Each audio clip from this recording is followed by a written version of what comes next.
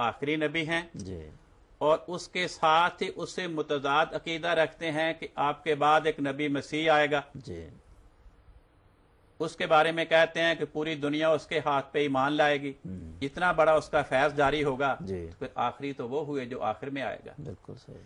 کہتے ہیں کہ نہیں، بات یہ ہے کہ مسیح علیہ السلام کیونکہ پہلے سے نبی بن چکے ہیں جی اس لیے وہ تو آ سکتے ہیں۔ تو کہتے ہیں خاتم النبیین کا مطلب یہ ہے پیدا ہونے کے لحاظ سے جی اور مبعوث ہونے کے لحاظ سے آخری نبی۔ بھئی پیدا ہونا اور مبعوث ہونا یہ کس لفظ کا ترجمہ ہے؟ جی اگر خاتم کا معنی آخری، النبیین کے معنی نبی کی جمع انبیاء، تو پیدا ہونا اور مبعوث ہونا یہ کہ تیسرا لفظ اس میں ہے کوئی نہیں۔ جی اور اگر یہ ہم تسلیم کر لیں کہ خاتم النبیین کا معنی ہے آخری نبی، تو ان کے عقیدے کے لحاظ سے خاتم النبیین کا وصف تقسیم ہو کر دو ٹکڑے ہو کر دو نبیوں میں تقسیم ہو جائے گا کہ پیدا ہونے کے لحاظ سے، مبعوث ہونے کے لحاظ سے حضرت محمد مصطفیٰ صلی اللہ علیہ وسلم خاتم النبیین یعنی آخری نبی، جی لیکن دنیا کو تعلیم دینے کے لحاظ سے، دنیا کو تبلیغ کرنے کے لحاظ سے، دنیا میں اپنا فیضان جاری کرنے کے لحاظ سے آخری نبی کون ہوا؟ حضرت عیسیٰ علیہ السلام۔ قرآن کریم ایک نبی کو خاتم النبیین قرار دے رہا ہے، لیکن ان کی تشریح کے مطابق نعوذ باللہ دو نبی خاتم النبیین قرار پا رہے ہیں۔ صحیح۔ پھر بات یہ ہے کہ محض آخری نبی ہونا اس میں تو کوئی خوبی کی بات نہیں۔ کہتے ہیں جی چونکہ آپ سب سے آخر میں آئے اس لیے آپ پہلے سارے انبیاء سے افضل قرار پائے۔ بھئی افضلیت تو اپنی خوبیوں کے لحاظ سے ہوتی ہے، کوئی پہلے آئے، درمیان میں آئے، آخر میں آئے، اس سے کوئی خوبی پیدا نہیں ہوتی۔ جی اگر بعد میں آنے والا پہلے سے افضل ثابت ہوتا ہے، ہم نماز میں درود شریف پڑھتے ہیں، اللہم صلی علی محمد و علی آل محمد کما صلیت علی ابراہیم و علی آل ابراہیم۔ جی اس درود شریف سے یہ پتہ لگتا ہے کہ جتنے بھی انبیاء آئے تھے جی ان سب میں حضرت محمد مصطفیٰ صلی اللہ علیہ وسلم کے بعد سب سے اونچا مقام کس کا تھا؟ حضرت ابراہیم علیہ السلام۔ تو حضرت ابراہیم علیہ السلام کے بعد یحییٰ علیہ السلام آئے، تو اگر بعد میں آنے والا پہلوں سے افضل ہوتا ہے تو پھر یحییٰ علیہ السلام کو حضرت ابراہیم سے افضل ماننا پڑے گا۔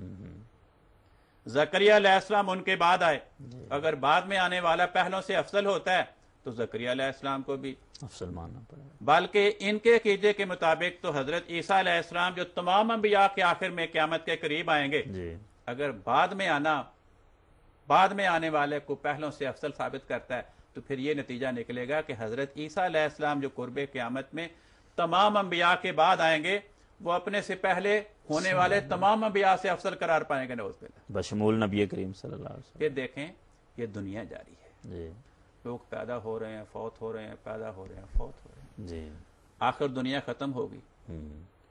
جو انسان دنیا میں سب سے آخر میں پیدا ہوگا، کوئی پیدا ہوگا کہ نہیں ہوگا؟ جی ہاں؟ جی تو جو انسان دنیا میں سب سے آخر میں پیدا ہوگا تو کیا وہ سب سے آخر میں پیدا ہونے کے نتیجے میں اپنے سے پہلا پیدا ہونے والے تمام انسانوں سے افضل قرار پائے گا؟ تو یہ کوئی ظاہر بات ہے۔ نہیں ہے۔ چنانچہ یہی وجہ ہے کہ یہ صرف ہم نہیں کہتے، پہلے بزرگ بھی اس بات کو کہتے ہیں جی کہ بھئی آیت خاتم النبیین یہ کوئی تاریخی بات نہیں بیان کر رہی، یہ تو حضرت محمد مصطفیٰ صلی اللہ علیہ وسلم کی افضلیت اور آپ کی شان بیان کر رہی ہے، اور سب سے آخر میں پیدا ہونا یہ تو کوئی افضلیت اور شان کی بات نہیں ہے۔ چنانچہ ایک بزرگ گزرے ہیں بہت پرانے، انہوں نے ایک کتاب لکھی ہے ختم الاولیاء، وہ میں آپ کو دکھاتا ہوں۔ جی کتاب کا نام ہے ختم الاولیاء، اور لکھنے والے بزرگ ہیں الشیخ ابی عبداللہ محمد بن علی بن حسن الحکیم الترمذی۔ انہوں نے اپنی اس کتاب میں یہ مضمون بیان کیا ہے۔ جی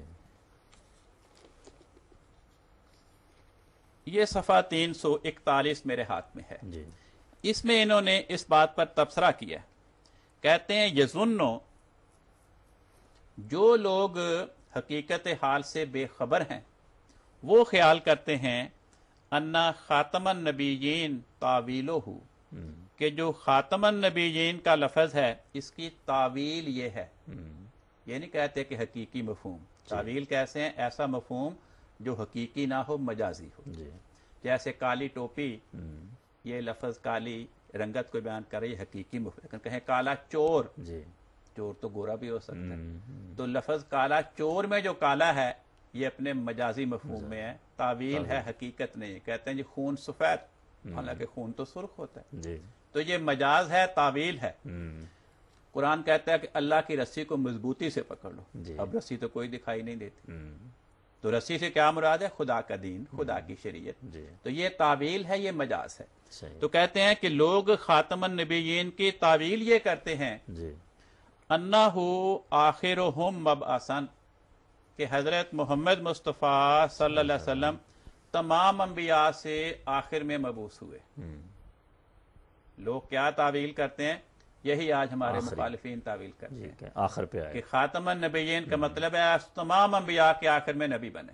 کہتے ہیں یہ تعویل لوگ کرتے ہیں. کون؟ جو حقیقت سے بے خبر ہیں. اس پر وہ تبصرہ کرتے ہیں فَأَيُّ مَنْقَبَةٍ فِي هَذَا، کہ یہ لفظ تو قرآن کریم نے حضرت رسول پاک صلی اللہ علیہ وسلم کی شان بیان کرنے کے لیے بیان کیا تھا. تو کہتے ہیں ایو منقبۃ فی ھذا، تمام انبیاء سے سب سے آخر میں مبعوث ہونے میں کون سی شان ثابت ہوتی ہے؟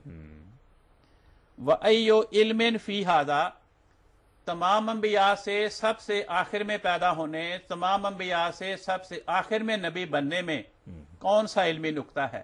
کہتے ہیں ھذا تعویل البلہ الجہلہ، کہتے ہیں یہ بے وقوفوں اور جاہلوں اور نادانوں کی تعویل ہے.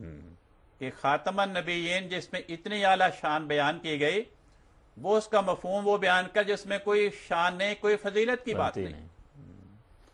یہی مضمون آج کل دیوبندی فرقہ ہمارے ملک میں بڑا مشہور ہے. ان کے بانی تھے حضرت مولانا محمد قاسم نانوتوی. انہوں نے کتاب لکھی ہے تحذیر الناس. وہ اس سوال کے بارے میں فرماتے ہیں، کہتے ہیں اول معنی خاتم النبیین معلوم کرنے چاہیے تاکہ فہم جواب میں کچھ دقت نہ ہو. سو عوام کے خیال میں، یہ نہیں کہتے کہ اہل عرفان کے خیال میں، نہیں، ان کے خیال میں، عوام کے خیال میں.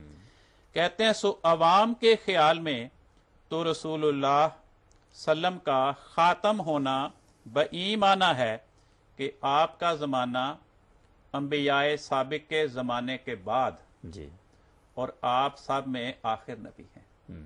کہتے ہیں خاتم النبیین کا یہ ترجمہ کرنا کہ زمانے کے لحاظ سے آپ سب سے آخر میں نبی بنے، یہ عوام کا خیال ہے، اہل عرفان کا، سمجھداروں کا خیال نہیں. کہتے ہیں مگر اہل فہم پر روشن ہوگا. اہل فہم، سمجھدار لوگ، اہل فہم پر روشن ہوگا کہ تقدم یا تأخر زمانی میں، یعنی زمانے کے لحاظ سے پہلے آنا یا بعد میں آنا، اس میں بذات کچھ فضیلت نہیں. کوئی پہلے آ گیا، کوئی بعد میں آ گیا، اس میں کوئی خوبی کی بات نہیں، کوئی فضیلت کی بات نہیں.